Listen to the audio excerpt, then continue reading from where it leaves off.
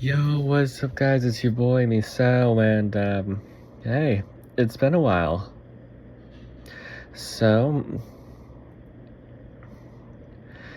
um, yeah, it has been a while. Um, so yeah, um, I guess I've been doing good, and yeah, I decided to that since it's been a while, I'd do a dream journal because um yeah, it's been a while, and I had a dream, um, and I'm kind of rambling on, so I'll just get to the dream. If I might talk a bit more after this, maybe, I don't know. So starting off, I'm looking at some fan art of the character Eri Momoy from Project Sekai, which you probably already inferred from the title, but it's fan art of the character Eri, and she's in some winter clothes, and she's with an original character, actually, who's named John, and in my dream, he's also from Project Sekai, and in some of the fan art, we also see Mafuyu. We also see Mafuyu and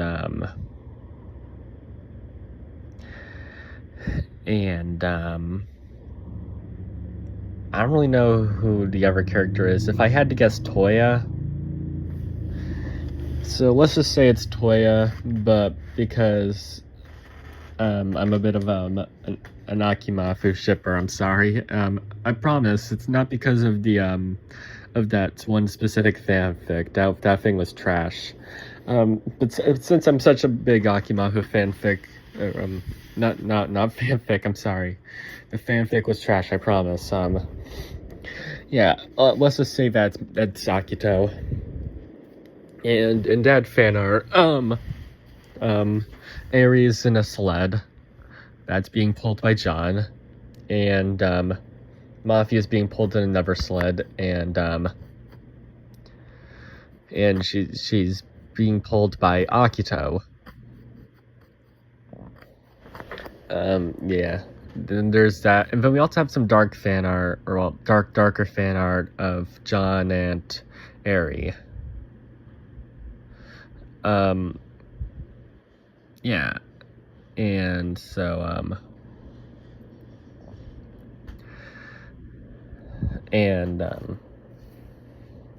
so then we get to like this event story where I guess we meet John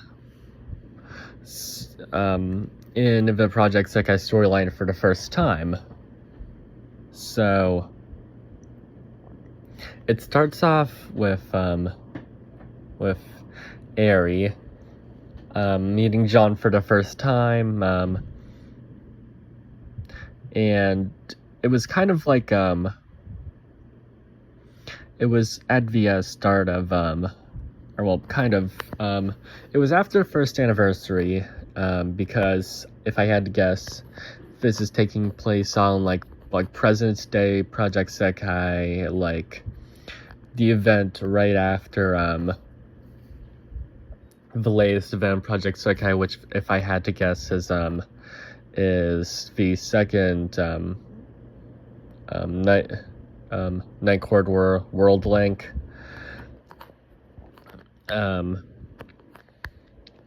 So we have Eri meeting this guy John for the first time. We don't really see much of this before they part ways, and then it cuts to like 3 years later, to present day Project Sekai, because when they first met, it was, I'm pretty sure, like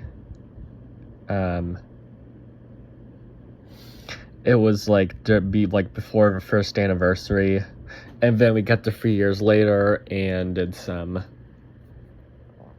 it's now like right after the present the most recent event, which is Midnight Court Whirling, I'm pretty sure. And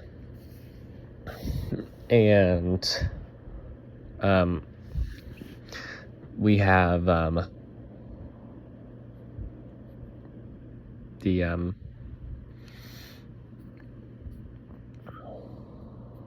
yeah, I'm having a bit of trouble remembering. It's not even remembering, because the dream's a bit of a mess when it comes to like order of events and stuff like that. But we have Shizuku and Eri, and for making cookies together, because it's kind of in the winter. So if I had to guess, this would have more taken place during the winter events. If I had to guess,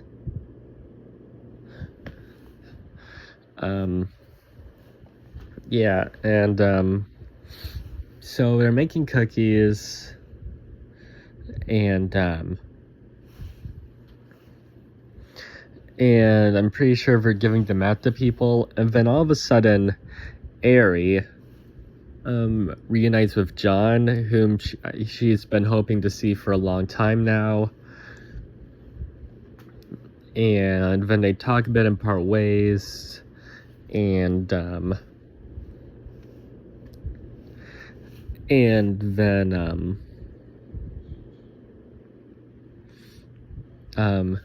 Eri keeps distributing cookies, and then she finds out something about John that devastates her,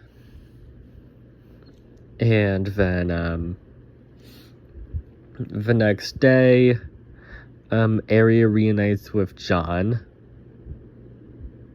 and apparently John made cookies for her, and then Eri gets mad at him about what he did. That was so bad, which, by the way, we don't know what that thing is. Like, if I had to guess in the storyline, it would also probably be like kind of similar to that of Mizuki's Secret, where we just don't know like what this is.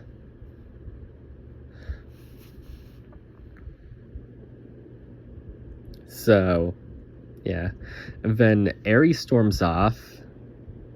And then Shizuku tries to find her, but she's unable to find her. She searches everywhere. She even contacts Eri's parents, who tell Shizuku exactly where she is. And Eri does end up being in this place, but Shizuku, for some reason, isn't able to find her. She probably just like disregards everything that her parents say.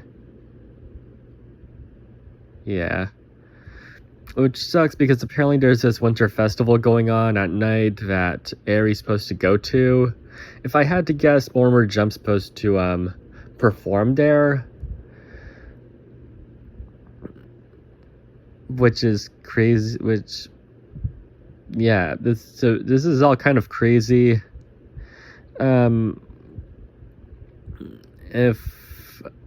If I had to guess what's going on, I remember while Eri was confronting John, she talked about how she's been waiting for 3 years to see him, which is going back to how it's been 3 years since they last spoke, kind of, because technically they did speak when they reunited, but I'm gonna disregard that right now. Yeah, and then it was, been stuff like that. So if I had to guess, what John did affected how they haven't talked for free, what affected, how they would not talk for 3 years, probably because of what John did. And stuff like that.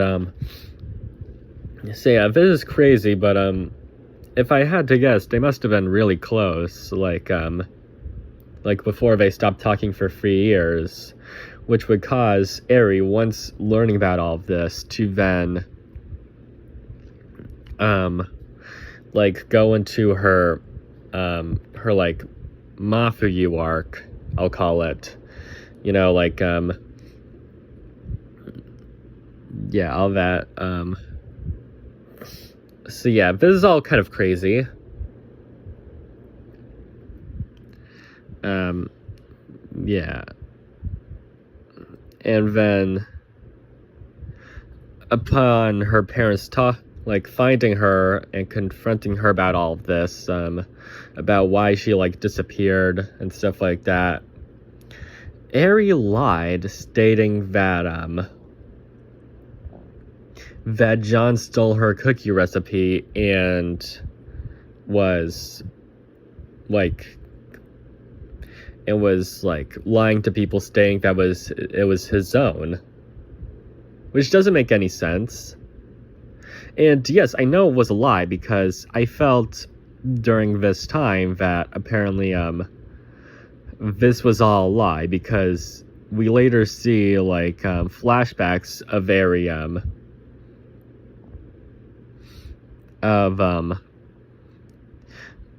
of like faking, like forging evidence to show that John was faking everything, even though he wasn't. So yeah, that kind of also plays with how I felt that Eri was lying, because we just saw that she was lying. So what? I don't even know what's happening right now, man.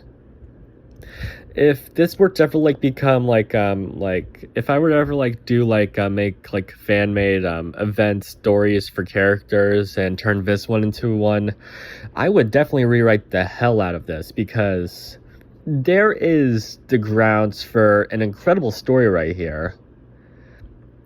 But yeah, it is a mess. So first off, what did John do?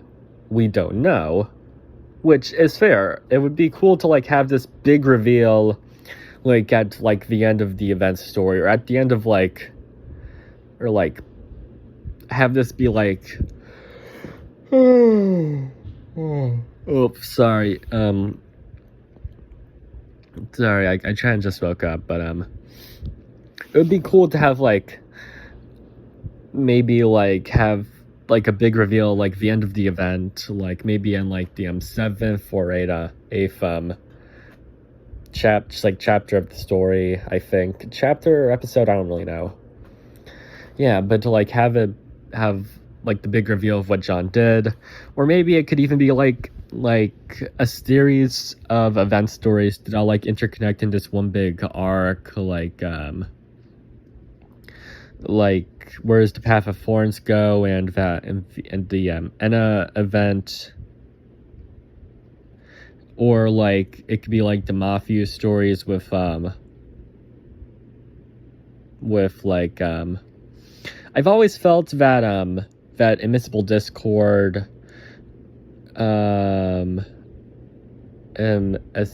escaping for your survival, or whatever it's called, and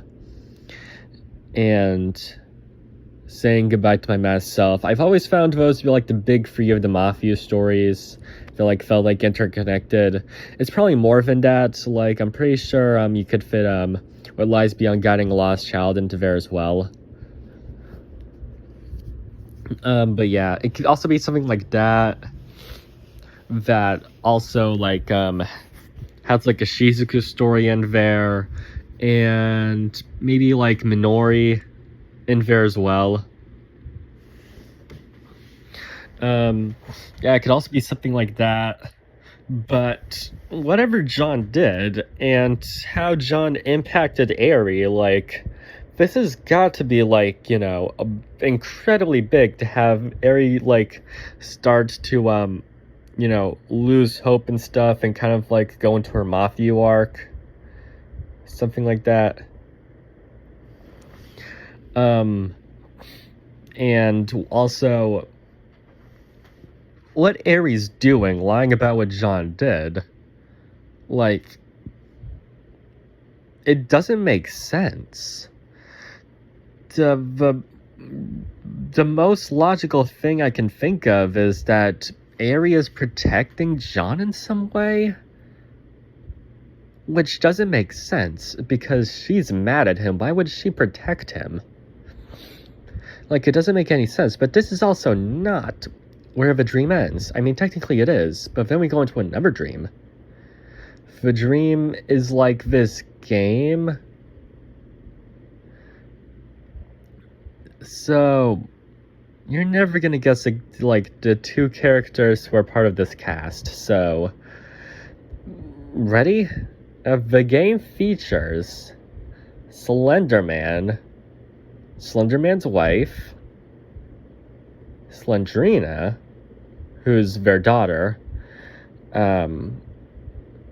We also got, if I had to guess, Slendrina's children, because we already know that Slendrina has a child. As we've seen the Slendrina games and Granny, and the Granny games and stuff like that. So I guess it's logical that the two other characters would also be her children. Well, not the two other characters that I was saying you never guess, but yeah. We have two characters, and then we have two more characters. And you'll never guess who they are. I'll give you a minute. Done? We have Eminem and Slim Shady. Yes. The Eminem who sang Rap God, and his evil twin Slim Shady. And well, he technically, he didn't sing Rap God, he rapped Rap God, but yeah. I'm tired. I'm sorry. I'm tired. Okay? I just woke up. Just bear with me here. So, it's a Slendrina style game. Well, it's more Granny styled. If you've ever seen like people like Dan TDM play through Granny before. Yeah, so it's a Granny style game where you gotta find VM tools to escape. I'm sure Granny wasn't the first ever game to do this formula, but it's just the first game at the top of my head to use the formula, so yeah. I guess Hello Neighbor would also be one of those games who did it, but no one likes Hello Neighbor, so yeah. So you gotta find all the tools to escape and stuff like that, and so the game starts up. And the first thing that happens is you die to an actually really cool looking Slendrina jump scare. So you've got Slendrina emerging from the darkness, and then she lunges at you. She has no jaw. Her teeth are all elongated, and she's spinning her arms in a way that it looks like she turns into a razor blade. And yeah, and so she does that at you, and then you die, you fall into the floor, and the last thing you see is like everything's in like this hue of red, but you see in the distance and like the entrance or whatever, you see Slendrina,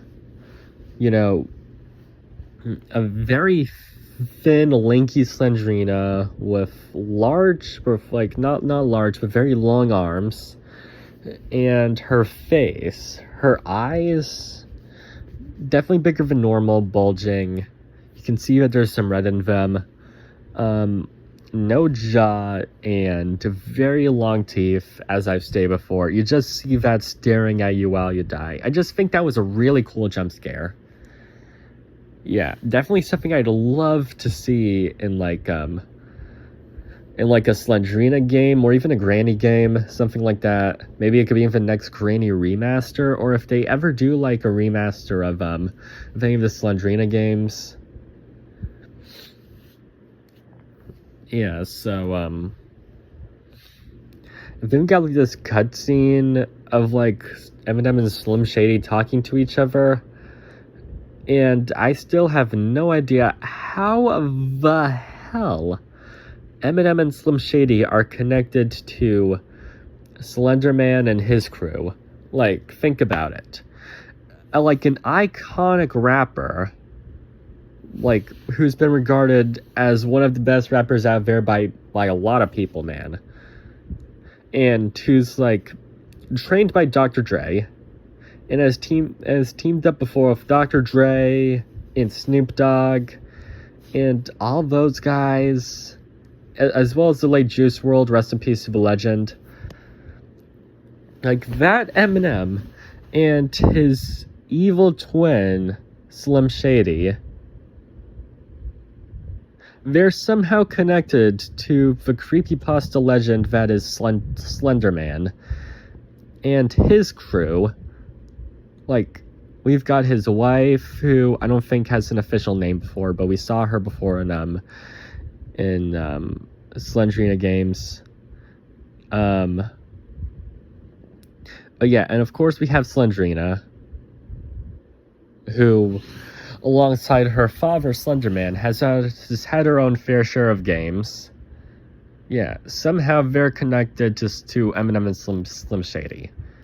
Like, I'm not gonna lie, it's actually a pretty cool team up, the likes of the world's probably never seen before. But alas, I just don't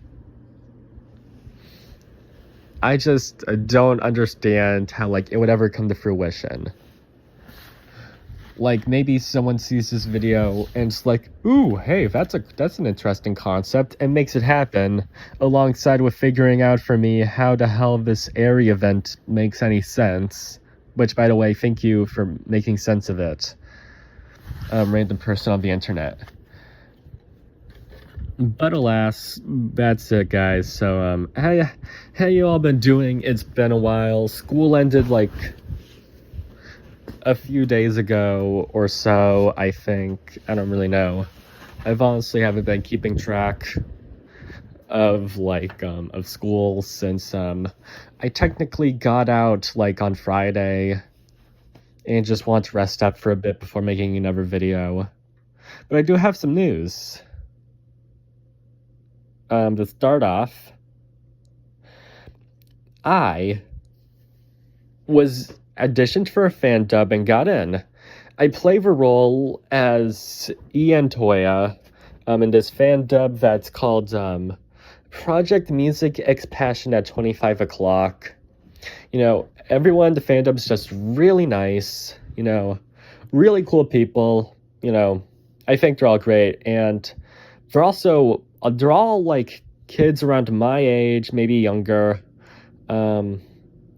And the goal of it, it's not necessarily that you have to sing well, it's just to have like a passion for music. And the goal of the fandom is just to have fun. You know, it's a message that really speaks to me. You know, I really like what they're doing. I think they're all great. I've heard there's currently only one cover, I'm pretty sure, posted onto there. There's also a YouTube short of like a cover done like by someone who's acting as Minori, and I think they're all very talented. Yeah, so they're all just great. I think they're all really cool. I love them all so much.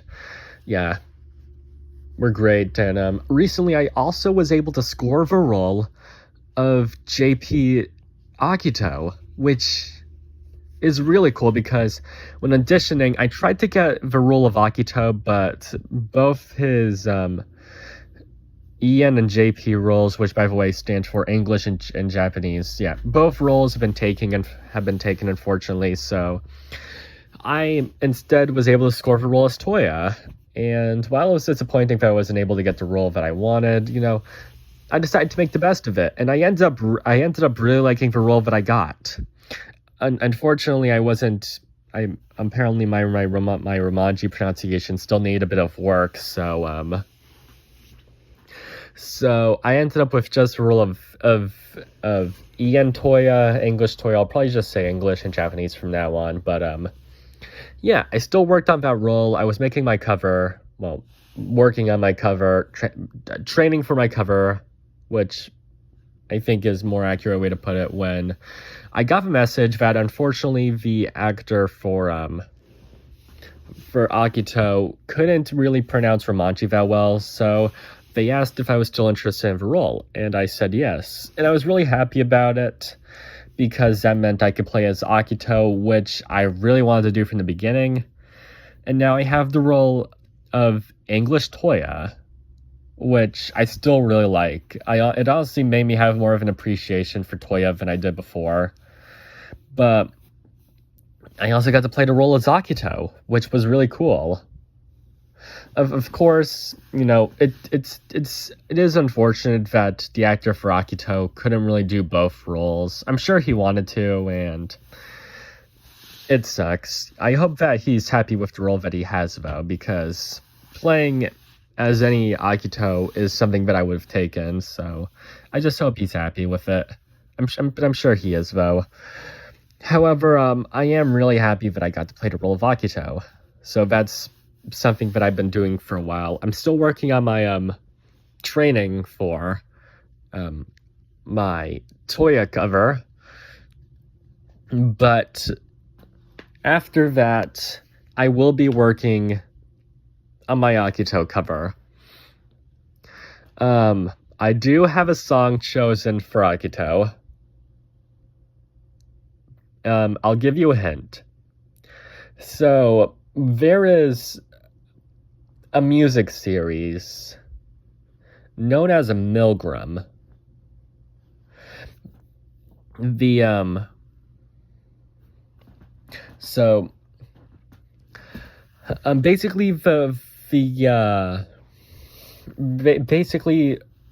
the synopsis of it, if that's how I correctly use the word, is that there are 10 prisoners locked in this place called Milgram. And there's one guard who has to judge their sins and see if they're either innocent or guilty. And where music comes into play is that they're judged based on the evidence that they receive from questions and stuff. But there's also this song of the heart, I'm guessing, like a song of their sins or something, that would reveal part of what they did. And it's all music by Deco 27, with the songs of their sins are I could just refer to them as trial songs, because that's actually what they're referred to as. And the trial songs are actually all original just for the series by Deco 27. It's all really cool, and the music is really good. There's some there are these different versions of already pre-existing songs, mosaic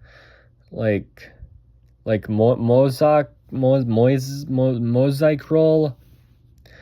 I don't really know how to say it, but mosaic roll, I guess I could just say it. Mosaic roll, the new version of it's really cool.